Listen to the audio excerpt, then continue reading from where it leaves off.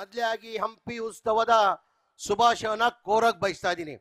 ಹಂಪಿ ಉತ್ಸವ ಅಂದ್ರೆ ನಮ್ಗೊಂಥರ ನಾಡ್ ಹಬ್ಬ ಇದ್ದಂಗೆ.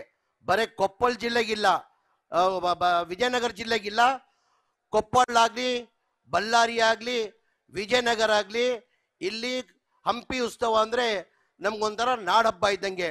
4-5 ದಿನದಿಂದ ನಾನು ಇಲ್ಲೇ ಇದ್ದೀನಿ. ನಾನು ಹಂಪಿ ಉತ್ಸವ ವ್ಯವಸ್ಥೆಗೋಸ್ಕರ ನಾನು ಇಲ್ಲೇ ಇದ್ದೀನಿ. ನಾನು ಎಲ್ಲ ಕಡೆ ಮನೆಯಲ್ಲಿ ಇವತ್ತು ಹಂಪಿ ಉತ್ಸವನ ನಾವು ಆಚರಿಸ್ತಾ ಇದ್ವಿ. ತಮಗೆಲ್ಲ ಗೊತ್ತೇ ಇದ್ದಂಗೆ ಹಂಪಿ ಉತ್ಸವ ಚಾಲನೆಯನ್ನು ಕೊಟ್ಟಿದ್ದು ನಮ್ಮ ನಾಯಕರು MP ಪ್ರಕಾಶ್ ಅವರು. MP 87ರಲ್ಲಿ ಚಾಲನೆ ಕೊಟ್ಟಿದ್ದು. ನವೆಂಬರ್ ತಿಂಗಳಲ್ಲಿ ಪ್ರತಿ ವರ್ಷ ಹಂಪಿ ಉತ್ಸವನ ನಡೀತಾ ಇತ್ತು 87 ವರ್ಷದಿಂದ. ಕೋವಿಡಿಂದ ಒಂಚೂರು ಗ್ಯಾಪ್ ಬಂತು. ಕೋವಿಡ್ ಬಂದಿದ್ದ ಕಾರಣಕ್ಕೆ ಒಂಚೂರು ಗ್ಯಾಪ್ ಬಂದು ನಾವೀಗ ಫೆಬ್ರವರಿಯಲ್ಲಿ ಹಂಪಿ ಉತ್ಸವನ ಹಮ್ಮಿಕೊಂಡಿದ್ದೀವಿ. ಈ ಬಾರಿ ನಮ್ಮ ನಾಯಕರಾದಂಥ ಮಾನ್ಯ ಮುಖ್ಯಮಂತ್ರಿಗಳು ಸಿದ್ದರಾಮಯ್ಯ ಈ ಕಾರ್ಯಕ್ರಮಕ್ಕೆ ಬರಬೇಕಾಗಿತ್ತು. ಹೋದ ವರ್ಷನೂ ಮಾನ್ಯ ಸಿದ್ದರಾಮಯ್ಯ ಹಂಪಿ ಉತ್ಸವ ಕಾರ್ಯಕ್ರಮಕ್ಕೆ ಬಂದು ಭಾಳ ಖುಷಿಯಾಗಿ ಹೋದರು. ಮೊನ್ನೆ ಈ ಕಾರ್ಯಕ್ರಮಕ್ಕೆ ಮಾನ್ಯ ಮುಖ್ಯಮಂತ್ರಿಗಳು ಬರಬೇಕಾಗಿತ್ತು. ನಿನ್ನೆವರೆಗೂ ನಾನು ಹಂಪಿ ಉತ್ಸವ ಹೋದ ವರ್ಷ ಚೆನ್ನಾಗಿ ಮಾಡಿದ್ದೆ ಕಣೋ, ಈ ವರ್ಷನೂ ಚೆನ್ನಾಗಿ ಆಗ್ತಾ ಇದೆಯಾ ಅಂತ ಗೊತ್ತಾಗಿತ್ತು. ನಾನು ಬರಬೇಕಂತ ಇದ್ದೆ. ನನ್ನ ಕಾರಣದಿಂದ ಆರೋಗ್ಯ ಸರಿಗಿಲ್ಲ, ಆ ಕಾರಣಕ್ಕೆ ನಾನು ಬರೋಕ್ಕೆ ಸಾಧ್ಯ ಆಗಲ್ಲ. ಹಾಗಾಗಿ ನನ್ನ ಕಡೆಯಿಂದ ಕ್ಷಮೆಯನ್ನು ಕೇಳ್ಕೊ ಅಂತ ಮಾನ್ಯ ಮುಖ್ಯಮಂತ್ರಿಗಳು ಸೂಚನೆ ಕೊಟ್ಟಿದ್ದಾರೆ. ಮಾನ್ಯ ಮುಖ್ಯಮಂತ್ರಿಗಳು ಈ ಕಾರ್ಯಕ್ರಮನ ಮುಂದೆ ಹಾಕುವಂತನೂ ಕೇಳ್ಕೊಂಡ್ರು. 28ನೇ ತಾರೀಕು ಮಾಡೋದು ಕಾರ್ಯಕ್ರಮನ ಏಪ್ರಿಲ್ ಮೊದಲೇ ವಾರಕ್ಕೆ ಮಾಡು, ನನ್ನ ಆರೋಗ್ಯ ಸರಿಗಿಲ್ಲ, ಹಾಗಾಗಿ ನೀನು ಬರೋ ತಿಂಗಳು ಏಪ್ರಿಲ್ ಕೊನೆ 8ನೇ ತಾರೀಕು ಮೊದಲೇ ವಾರದಲ್ಲಿ ಮಾಡು ಅಂತ ಮಾನ್ಯ ಮುಖ್ಯಮಂತ್ರಿಗೂ ಕೇಳ್ಕೊಂಡ್ರು. ಹಾಗಾಗಿ ನಾವು ಮುಂಚೆನೇ ನವೆಂಬರ್ ಮಾಡ್ತಾ ಇರೋದು ಕಾರ್ಯಕ್ರಮ ಈಗ ಫೆಬ್ರವರಿಗೆ ಮಾಡ್ತಾ ಇದ್ದೀವಿ ಸರ್, ತಿರ್ಗಾ ಏಪ್ರಿಲ್ ಅಂದರೆ ಭಾಳ ಮುಂದೆ ಹೋಗ್ತದೆ ಬೇಡ ಸರ್ ಅಂತ ಮಾನ್ಯ ಮುಖ್ಯಮಂತ್ರಿಗೆ ಹೇಳಿ ನಾನೇ ಕೇಳ್ಕೊಂಡು ಈ ಕಾರ್ಯಕ್ರಮನ ನಾವು ಮಾಡ್ತಾ ಇದ್ದೀವಿ. ನನ್ನ ಸೌಭಾಗ್ಯ 2ನೇ ಹಂಪಿ ಉತ್ಸವ ಮಾಡೋಕ್ಕೆ ನನಗೆ ಅವಕಾಶ ಸಿಕ್ಕಿರೋದು ನನ್ನ ಸೌಭಾಗ್ಯ ಅಂತ ನಾನು ಭಾವಿಸ್ತಾ ಇದ್ದೀನಿ.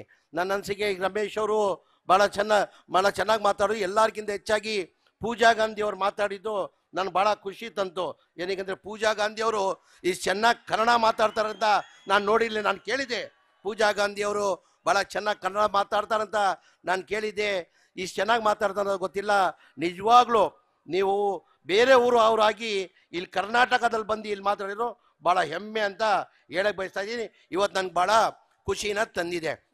ಇವತ್ತು ಈ ಹಂಪಿ ಉತ್ಸವದ 3 ದಿನ ಕಾರ್ಯಕ್ರಮಕ್ಕೆ ತಾವೆಲ್ಲ ಬಂದು ಯಶಸ್ವಿ ಮಾಡಿಕೊಡ್ಬೇಕು.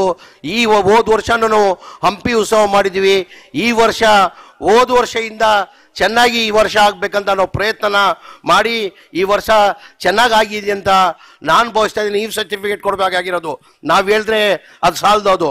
ನೀವುಗಳು ಸರ್ಟಿಫಿಕೇಟ್ ಕೊಡಬೇಕಾಗಿರೋದು ಈ ವರ್ಷ ಚೆನ್ನಾಗಿದೆಯಾ, ಹೋದ ವರ್ಷ ಚೆನ್ನಾಗಿತ್ತಾ, ಯಾವ ವರ್ಷ ಚೆನ್ನಾಗಿದೆ, ಈ ವರ್ಷ ಚೆನ್ನಾಗಿದೆಯಾ, ಮುಂದಿನ ವರ್ಷ ಭಗವಂತ ನನಗಿಟ್ರೆ ಇನ್ನೂ ಅದ್ಧೂರಿಯಾಗಿ ಮುಂದಿನ ವರ್ಷನೂ ಮಾಡುವಂತ ಹೇಳಿ ನಾನು ಹೆಚ್ಚಾಗಿ ಮಾತಾಡಕ್ಕೆ ಹೋಗಲ್ಲ. ಏನಕ್ಕೆ ಬೇರೆ ಬೇರೆ ಕಾರ್ಯಕ್ರಮಗಳು ಹಮ್ಮಿಕೊಂಡಿದ್ದಾರೆ. ಇದು ರಾಜಕಾರಣಿಗಳು ಬರೀ ರಾಜಕೀಯ ಭಾಷಣ ಮಾಡ್ತಾರಂತ ತಾವೆಲ್ಲ ಬೇಜಾರು ಮಾಡ್ಕೊತೀರಾ. ಹಾಗಾಗಿ ನಾನು ಹೆಚ್ಚಾಗಿ ಮಾತಾಡಕ್ಕೆ ಹೋಗಲ್ಲ. ಇನ್ನು ನಿಮ್ಮೆಲ್ಲ ಇಷ್ಟೇ ಕೇಳೋದು, ದೇವ್ರದವ ನೀವೆಲ್ಲ ನನ್ನ ಅನಿಸಿಕೆ ಶಿವರಾಜ್ ತಂಗಡಿ ಸಾಹೇಬ್ರೆ, ನಾನು ಇಷ್ಟು ಜನ ನನ್ನ ಪ್ರೀತಿಸ್ತಾರಂತ ಗೊತ್ತಿಲ್ಲ. ಏನೋ ಒಂದು ನನ್ನ ಬಗ್ಗೆ ವಿಶ್ವಾಸ ಇಟ್ಕೊಂಡು ಜನ ನನ್ನ ಪ್ರೀತಿಸ್ತಾ ಇದ್ದಾರೆ. ನಿಮ್ಮಲ್ಲಿ ಒಂದೇ ನಾನು ಕೇಳ್ಕೊಳ್ಳೋದು, ಭಗವಂತ ಅಂತ ಪ್ರಾರ್ಥನೆ ಮಾಡಬೇಕಾದ್ರೆ ಇನ್ನು ನಮ್ಮ ಜಮೀರ್ ಅಹಮದ್ ಖಾನ್ ಅವ್ರನ್ನ ಇನ್ನ ಬಡವ್ರ ಸೇವೆ ಮಾಡೋದು ಇನ್ನೂ ಹೆಚ್ಚಿನ ಶಕ್ತಿ ಕೊಳ್ಳಿ ಅಂತ ಆ ಭಗವಂತನ ಪ್ರಾರ್ಥನೆ ಮಾಡಬೇಕಂತ ಕೇಳ್ಕೊಂಡು ಇನ್ನೊಂದು ಬಾರಿ ಹಂಪಿ ಉತ್ಸವದ ಶುಭಾಶಯನ ಕೋರಿ ನಾನು ಮಾತು ಮುಗಿಸ್ತೀನಿ.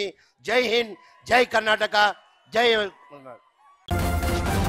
ನ್ಯೂಸ್ ಫಸ್ಟ್, ನಿರ್ಭೀತಿಯಿಂದ ನಿಮ್ಮ ಪರವಾಗಿ.